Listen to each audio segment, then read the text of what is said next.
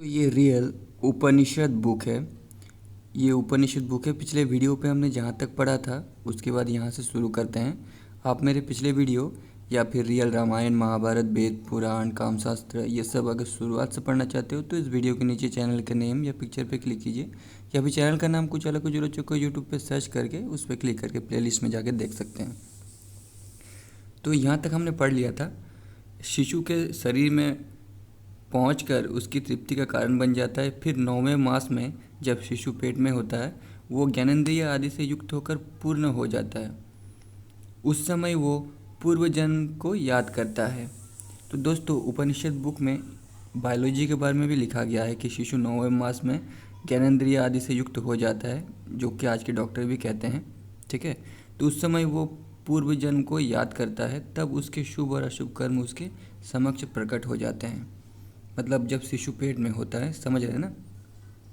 उस समय गर्भस्थ प्राणी सोचता है कि आपने हजारों पहले जन्मों को देखा और उनमें विभिन्न प्रकार के भोजन किए तथा विभिन्न योनियों में स्तनपान किए। मैं अनेक बार जन्मा और मृत्यु को प्राप्त हुआ।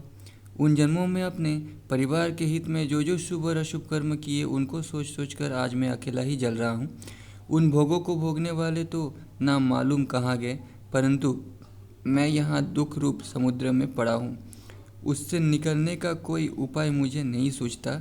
जब मैं इस गर्भ से बाहर निकल जाऊँगा तब बुरे कर्मों के नष्ट करने वाले और मुक्ति रूप फल देने वाले माहेश्वर की शरण में ग्रहण करूँगा। जब मैं इस योनि से युक्त हो जाऊँगा तब नारायण का आश्रय लूँगा, अथवा इस गर्भ योनि से छूटने पर मुक्ति रूप फलदाता सांख्य योग का साधन करूँगा। यदि मैं इस गर्भ योनि में निकल सका तो ब्रह्म का चिंतन करने में समय लगाऊंगा। इस प्रकार से विचार करता हुआ प्राणी बड़े कष्ट से जन्म ले पाता है, परंतु जन्म लेने पर वो माया का स्पर्श होते ही पूर्व जन्म और मृत्युओं को भूल जाता है। उसे अपने गर्भ ज्ञान का भी ध्यान नहीं रहता और उसके द्वारा किए हुए शुभ अशुभ कर्म भी भूल जाता है, लोप हो जाता है। इस देह पिंड को शरीर क्यों कहा गया है? क्योंकि ज्ञानाग्नि, दर्शनाग्नि और जठराग्नि रूप तीनों अग्नियों का इसमें निवास है। खाए पिए पदार्थ को पचाने वाला जठराग्नि है। जो रूपों को दिखाता है दर्शनाग्नि है। शुभ अशुभ कर्मों को सामने उपस्थित करने वाला ज्ञानाग्नि है। देह में अग्नि के लिए 3 स्थान नियत है। मुख में आवरणीय अग्नि रहता है, उदर में गाहपत्याग्नि रहता है तथा हृदय में दक्षिणाग्नि का वास है। ये देह यज्ञ रूप है। इसमें आत्मा यजमान रूप है, मन ब्रह्मा और लोभादि पशु है। धैर्य संतोष रूपी दीक्षा ज्ञानेंद्रिय यज्ञ पात्र और कर्मेंद्रिय हावी है। सिर, कपाल, केश, गर्भ और मुख अंतर्वेदी है। सिर चतुष्कपाल, दंत पंक्ति और षोडश कपाल माने गए हैं। 180 संधियाँ, 107 मर्मस्थान, 109 स्नायु और 700 सिराएँ कही गई है। 500 मज्जाएँ और 307 हड्डियाँ बताई जाती हैं। रोम 4.5 करोड़ है। 8 पल हृदय, 12 पल जीवा, 1 पृष्ठ पित्त कफ, 1 आड़क शुक्र, 1 कुडब भेद जो प्रस्थ है। इन सबके सिवाय आहार के परिमाण यानी भोजन के परिमाण के अनुसार मलमूत्र का परिमाण होता है, परंतु ये परिमाण अनियमित है, सब में एक समान नहीं होता। इस शास्त्र को मोक्ष शास्त्र कहा गया है तथा पिप्पलाद नामक ऋषि ने इसे कहा है, प्रकट किया है। अब मुद्गलोपनिषद, यहाँ पे शुरुआत का नमस्कार कहा गया है। ओम शांति। अब पुरुष सूक्त द्वारा प्रतिपादित अर्थ निर्णय का विवेचन किया जाता है। भगवान वासुदेव ने इंद्र के प्रति इसे कहा था। पुरुष संहिता में इसकी संक्षिप्त व्याख्या इस प्रकार की है। सहस्र सिरों में सहस्र शब्द का अर्थ अनंत है। दशांगुलम पद भी अनंत का सूचक है। सहस्त्र शीर्ष में भगवान विष्णु को सर्वकाल व्यापी कहा गया है। द्वितीय मंत्र भगवान विष्णु को सर्वकाल व्यापी कहता है। तृतीय मंत्र विष्णु के मोक्ष देने वाले होने का प्रतिपादन करता है। इसमें भगवान श्रीहरि के वैभव का भी वर्णन है। इन 3 मंत्रों द्वारा ही चतुर्व्यूह में संबंधित प्रभु स्वरूप का वर्णन है। और भगवान विष्णु की यहाँ पे बात हो रही है, तो विष्णु को भी समझना चाहिए। विष्णु कौन है? विष्णु है आत्मा, जो कि भगवत गीता में श्री कृष्ण ने अर्जुन से कहा था। तो आप पहले मेरे गीता के वीडियोस भी देख सकते हैं, महाभारत के वीडियोस में प्लेलिस्ट में मिल जाएगा। त्रिपाद मंत्र में चतुर्व्यूह के अनिरुद्ध रूप का वैभव वर्णन है। तस्मादि के द्वारा पाद विभूति रूप नारायण से प्रकृति और पुरुष की उत्पत्ति दिखाई गई है। यत्पुरुषेण से सृष्टि रूप यज्ञ को बताकर सप्ताश्य में सृष्टि यज्ञ की संविदा वर्णित हुई है। यज्ञमिति के द्वारा इसी सृष्टि यज्ञ की पुष्टि और मुक्ति का वर्णन हुआ है। तस्मादिति के 7 मंत्रों तक विश्व की रचना का वर्णन तथा यज्ञने के द्वारा सृष्टि और मुक्ति का उपसंहारात्मक वर्णन है। पुरुष सूक्त का इस प्रकार ज्ञाता मुक्ति को अवश्य ही प्राप्त होता है। मुद्गलोपनिषद के प्रथम खंड द्वारा पुरुष सूक्त के जिस वैभव का प्रतिपादन हुआ है, भगवान वासुदेव ने उसी ज्ञान का उपदेश सूक्ष्म तत्व ज्ञान की प्राप्ति के निमित्त नम्रतापूर्वक शरणागत इंद्र को पुरुष सूक्त युक्त 2 खंडों में दिया है। यानी भगवान वासुदेव ने इंद्र को ये कहा था। पुरुष सूक्त के 2 खंड बताए गए हैं। उनमें जिस पुरुष का वर्णन हुआ है वो नाम रूप ज्ञान से परे होने के कारण विश्व के प्राणियों के लिए जानने में नहीं आ सकता। इसीलिए सांसारिक प्राणियों के दोस्तों ये वही ज्ञान है जो अष्टावक्र ने सीता के पिता राजा जनक को दिया था। आप मेरे अष्टावक्र के वीडियोस वाल्मीकि रामायण में पढ़ सकते हैं प्लेलिस्ट में। कल्याणार्थ अपने इस जानने में ना आ सकने वाले रूप को छोड़ दुखादि में पड़े हुए देवादि प्राणियों के कल्याण को इच्छा से अनंत कलाओं वाले रूप को धारण किया। उनका वो रूप दर्शन मात्र से ही मुक्ति का दाता है। उसी रूप से वे लोकों में व्याप्त हुए तथा अनंत योजनाओं तक अपना विस्तार किया है। सृष्टि रचना से पूर्व त्रिकालात्मक नारायण ही पुरुष स्वरूप में अवस्थित थे। वे सभी महिमावंतों में श्रेष्ठ हैं, उनसे बढ़कर कोई नहीं है। वही इन सब प्राणियों के लिए मुक्ति प्रदान करते हैं। वे महान पुरुष अपने 4 अंशों में आविर्भूत हुए। उनमें से 3 अंशों सहित उनका निवास परम व्योम है। चौथा अंश अनिरुद्ध नारायण के नाम से है, जिसके द्वारा जगत रूप सृष्टि हुई। चौथे अंश रूप अनिरुद्ध ने विश्व रचना के निमित्त प्रकृति को प्रकट किया। प्रकृति रूप ब्रह्मा देह प्राप्त करके भी सृष्टि के कर्म का ज्ञान नहीं पा सके। तब अनिरुद्ध नारायण ने ब्रह्मा जी को सृष्टि कर्म समझाया। वे बोले, हे ब्राह्मण, यज्ञकर्ता के रूप में अपने ही इंद्रियों का चिंतन करो। कमल कोश से प्रकट हुए अपने सुदृढ़ देह को हवि रूप मानकर मुझे, अग्नि मानो, बसंत काल को घृत, ग्रीष्म और समिधा और शरद को रस रूप मानो। इस प्रकार यज्ञ करने पर तुम्हारा देह अनंत दृढ़ हो जाएगा और उसके स्पर्श से वज्र भी मलिन हो जाएगा। ऐसा होने पर संपूर्ण प्राणी उत्पन्न होंगे और संपूर्ण स्थावर जंगम विश्व दिखाई देने लगेगा। जीव और आत्मा के योग से मोक्ष का भी यही प्रकार है। जो इस प्रकार जानता है वो मनुष्य पूर्ण आयु प्राप्त करता है। वो एक देव ही अनेक प्रकार की प्रविष्टि द्वारा अजन्मा रहते हुए भी बहुत रूपों में प्रकट होता है। इस अग्नि के रूप में अधर्वियों द्वारा उसी की उपासना की जाती है। यजुर्वेदीय उसे यजु मानते हुए सभी यज्ञ कर्मों में योजित करते हैं। शाम गायक उसे शाम मानते हैं। संपूर्ण दृश्य जगत इस नारायण रूप में ही अवस्थित है। सर्प उसे विष मानकर ग्रहण करते हैं और सभ्यता प्राण रूप से अपनाते हैं। देवता इसे अमृत मानते हैं और मनुष्य धन समझते हैं। असुर माया मानते हैं, गंधर्व रूप मानते हैं और अप्सरा इसे गंधर्व मानती है। उपासक इसे देवता मानते हैं, पितर स्वधा मानते हैं। इस प्रकार ये अनेक रूप से माने जाते हैं। जो जिस भाव से उसकी उपासना करता है वो उसे उसी रूप में पाता है। इसलिए ब्रह्मज्ञानी जन अपने में ही पुरुष रूप परब्रह्म की भावना करते हैं। इस प्रकार की भावना उसे उसी रूप में बना देती है तथा इस रहस्य का ज्ञाता भी उसे उसी रूप में हो जाता है। मतलब जो जिस तरह से सोचता है वो ऐसे हो जाता है। ब्रह्म सब प्रकार विलक्षण है, वो त्रय ताप रहित, छह कलशों से रहित, छह उर्मियों से वर्जित, छह विकारों से शून्य तथा पंचकोशों से परे है। आध्यात्मिक, भौतिक, आदिदैविक ये त्रिताप है।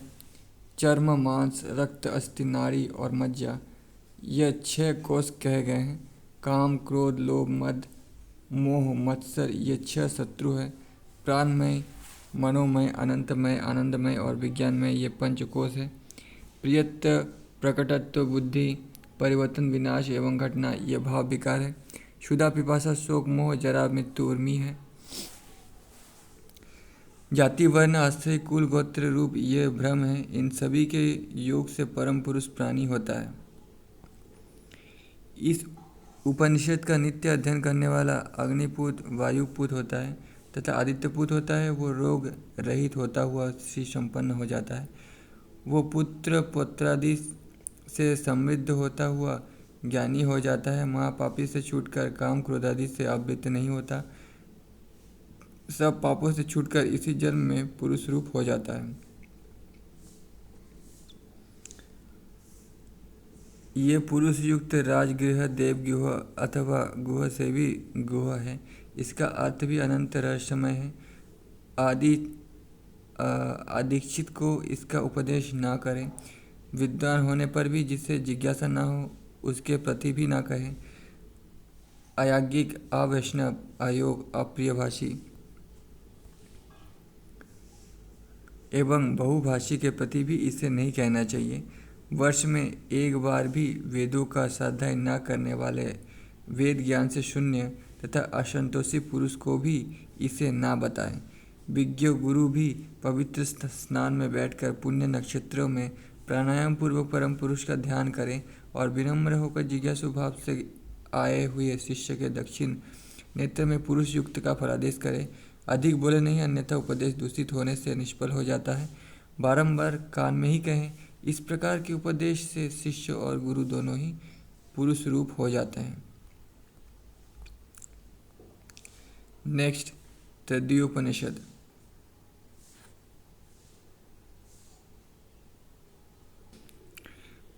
तैत्तिरीयोपनिषद शुरू हो रहा है यहाँ से। एक समय की बात है कि भगवान संस्कृति आदित्य लोक में गए हुए और वहाँ उन्होंने भगवान सूर्य को प्रणाम कर चाक्षुषमती विद्या से उनकी स्तुति की। ओम चक्षु इंद्रियों को प्रकाशित करने वाले भगवान सूर्य को नमस्कार है। आकाशगामी भगवान सूर्य को नमस्कार है। महासेन श्री सूर्य को नमस्कार है। तमोगुण रूप सूर्य को नमस्कार है। रजगुण रूप सूर्य को नमस्कार है। सत्वगुण रूप सूर्य को नमस्कार है। हे भगवान, मुझे असत से सत मार्ग पर ले चलो। तो मतलब जब भी किसी से कुछ ज्ञान लेना होता था या किसी से कुछ काम करवाना होता था तो उनकी तारीफ़ की जाती थी, ठीक है। और संस्कृत में इसी तरह तारीफ़ की जाती थी जिससे वो प्रसन्न होते थे, ठीक है।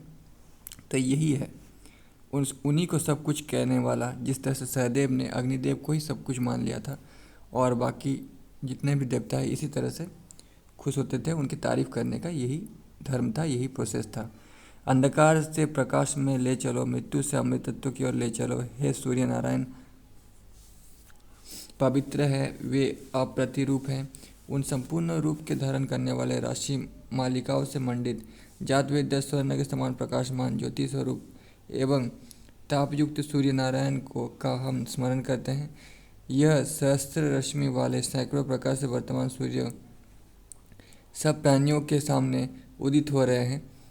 हमारे नेत्र के लिए प्रकाश रूप अदिति पुत्र सूर्य को नमस्कार है। विश्व को वहन करने वाले सूर्य के लिए हम अपना सर्वस्व समर्पित करते हैं।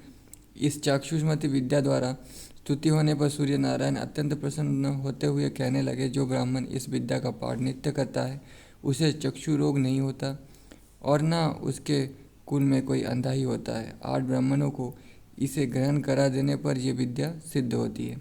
इस प्रकार जानने वाला पुरुष मानवता को प्राप्त होता है। सांस्कृति मुनि ने भगवान सूर्य से कहा, भगवान मेरे प्रति ब्रह्म विद्या का उपदेश करिए। भगवान सूर्य करने लगे, संस्कृति मैं तुम्हारे प्रति अत्यंत दुर्लभ तत्व ज्ञान कहता हूँ उसके जान लेने मात्र से तुम जीव मुक्त हो जाओगे। तुम सब प्राणियों को एक आज शांत अव्यय अनंत ध्रुव एवं चैतन्य रूप देखते हुए शांति और सुखपूर्वक रहो। आत्मा और परमात्मा के सिवाय अन्य वस्तु का आभास ना हो। योग इसी स्थिति का नाम है। इसलिए योग में स्थित होकर कर्म को करो। योग में प्रवृत्त होने वाले का अंतकरण दिनों दिन वासनाओं से हटता जाता है। मूर्खों की विरुद्ध चेष्टाओं में उसकी सहमति नहीं होती। किसी की गुप्त बातों की को सुनकर दूसरों से नहीं कहना। वो सदा श्रेष्ठ कर्मों को ही करता है। जिन कर्मों के द्वारा प्राणी उद्गेदित ना हो, ऐसे सभ्य कर्मों को करता है। पाप से सदा भयभीत रहता है और किसी भोग की आकांक्षा नहीं करता। वो प्रेम और स्नेह युक्त वाणी बोलता है। मन वचन कर्मों के द्वारा सज्जनों का संग करता है तथा सद्ग्रंथों का स्वाध्याय करता हुआ उनके अनुकूल चलता है। भवसागर से पार जाने की जो इच्छा करता है वो उपयुक्त विचारों में लगा रहता है। वो भूमिकावान कहा जाता है। जो विचार नाम की द्वितीय भूमिका वाला है उसके लक्षण इस प्रकार हैं। वो श्रुति स्मृति सदाचार धारणा और ध्यान की श्रेष्ठ व्याख्या करने वाले विद्वानों का आश्रय ग्रहण करता है। वो सुनने योग्य शास्त्र का ज्ञान प्राप्त कर लेने से कर्तव्य का निर्णय करने में निपुण होता है और मद और पदार्थ का विभाग को भले प्रकार जानता है। मद अभिमान मोह आदि का आधिक्य उसके चित्त में नहीं रहता, परंतु बाहरी रूप से इनकी किंचित स्थिति रहती है। सर्प के केचुली त्याग देने के समान वो बाह्य दोषों का भी त्याग कर देता है। ऐसा साधक शास्त्र गुरु आदि की कृपा से सब बातों का यथावत ज्ञान प्राप्त कर लेता है। इसके अंतर्योग की तृतीय भूमिका संसर्गों में प्रविष्ट होता है। शास्त्र वचन जिस अर्थ को बताते हैं उनमें अपनी अविचल बुद्धि को लगाकर तपनिष्ठ संतों के आश्रमों में निवास करता हुआ शास्त्र चर्चा करता हुआ पाषाण शैया पर स्थित होता हुआ ही आयु व्यतीत करता है। चित्त को शांति प्राप्त होने के कारण नीतिज्ञ पुरुष वन विहार द्वारा विषयों में आसक्त रहित हो सहज प्राप्त सुख का उपभोग करता हुआ अपना समय यापन करता है। पुण्य कर्मों के अनुष्ठान और सत्शास्त्रों के अभ्याय द्वारा प्राणी की यथार्थ देखने वाली दृष्टि स्वच्छ होती है। इस भूमिका के प्राप्त होने पर साधक स्वयं प्रबुद्ध हो जाता है। असंसर्ग के दो प्रकार है, सामान्य और श्रेष्ठ। मैं कर्ता भोक्ता वाद्य वादक कुछ भी नहीं हूँ। इस प्रकार विषयों के प्रति अनासक्त भाव ही सामान्य असंसर्ग कहा जाता है। इस जन्म में जो कुछ सामने है वो सब पूर्व जन्म के किए हुए कर्म के फल रूप में है। इसलिए सुख या दुख इसमें मुझे क्या करना चाहिए। भोगों का विस्तार घोर व्याधि स्वरूप है और जब सब प्रकार का वैभव घोर विपत्तियों का घर है। सभी संयोग एक दिन वियोग कराने वाले हैं। मानसिक चिंताएं अज्ञानियों के निमित्त व्याधि के समान है। सब पदार्थ मिटने वाले हैं क्योंकि काल उन्हें अपना ग्रास बनाता रहता है। शास्त्रोपदेशों को समझ लेने पर उन पदार्थों में आस्था का ना रहना मन में उसके अभाव की भावना उत्पन्न करता है।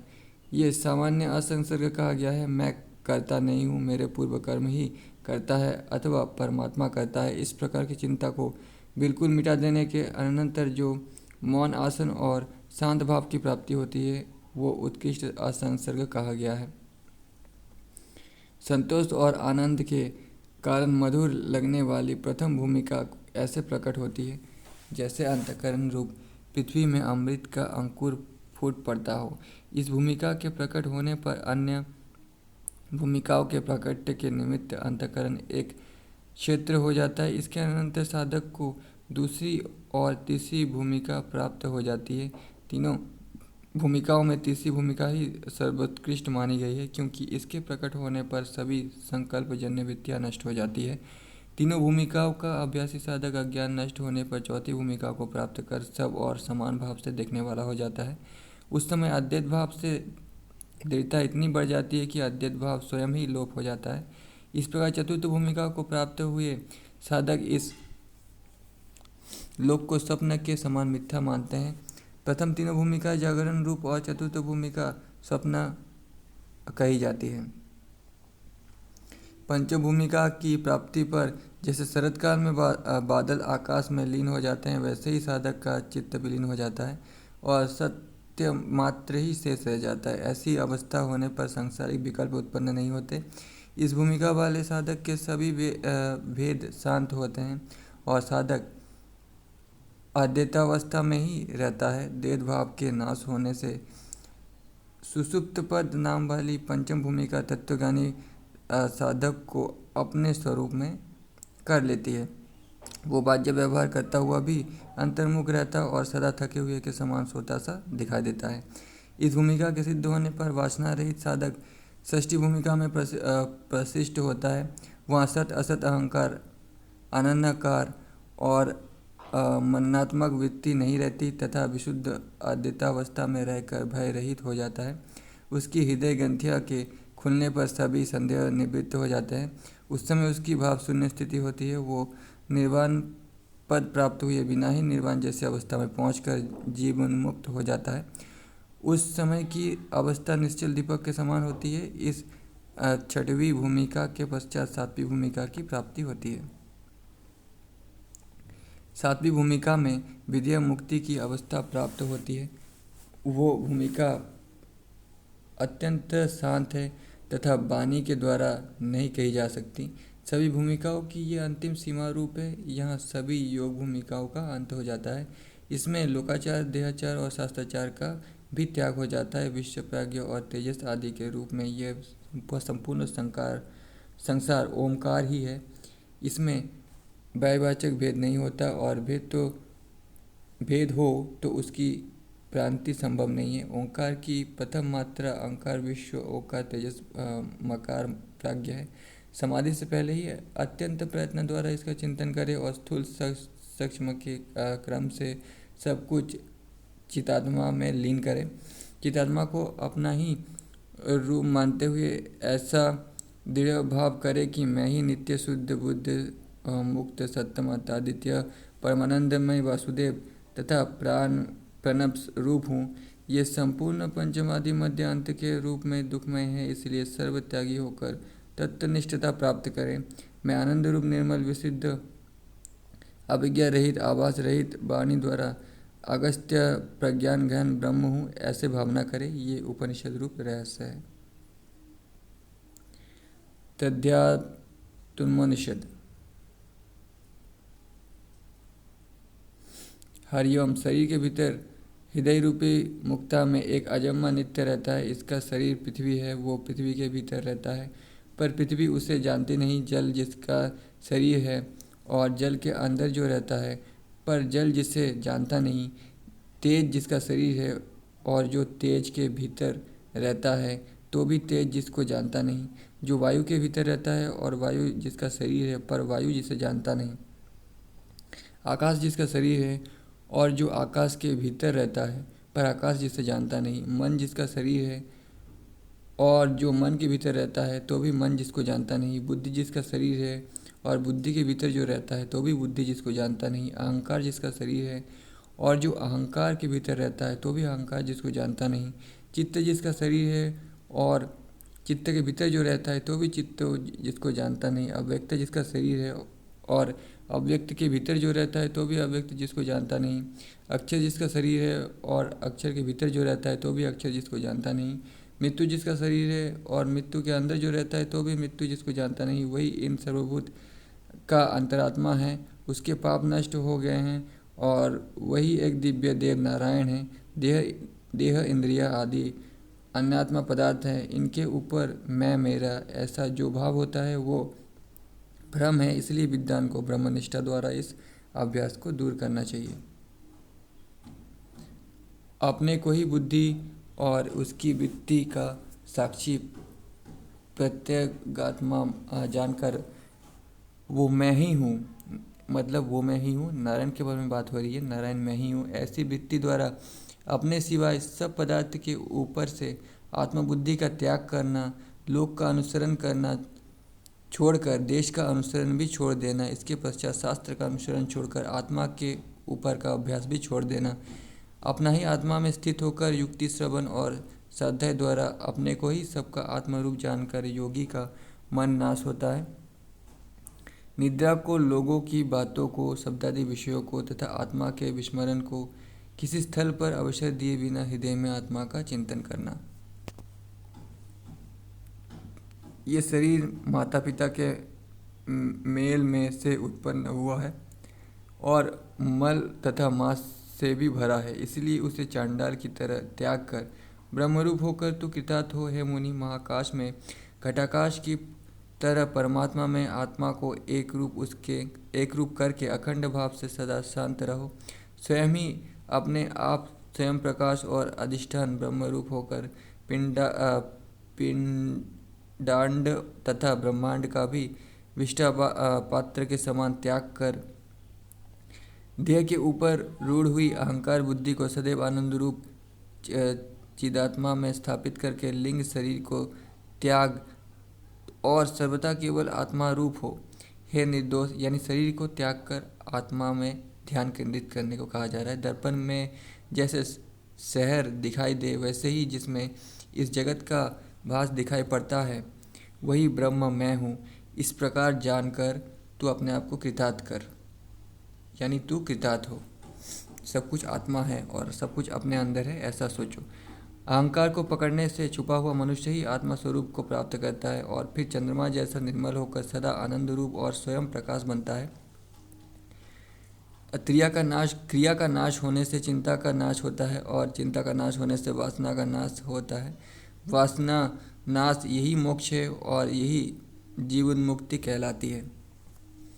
सर्वत्र सब तरफ सबको केवल ब्रह्मरूप देखना है, ऐसा सद्भावना दृढ़ होने से वासना का नाश होता है। ब्रह्मनिष्ठा में कभी प्रमाद ना करना, क्योंकि यही मृत्यु है, ऐसा ब्रह्मवादी कहते हैं। जिस प्रकार शैवाल को पानी से कुछ हटा भी दिया जाए तो भी वो पानी को बिना ढके नहीं रहता, इसी प्रकार समझकर व्यक्ति भी ब्रह्मनिष्ठा से थोड़ा भी विमुख हो जाए तो माया उसे लिप्त कर लेती है।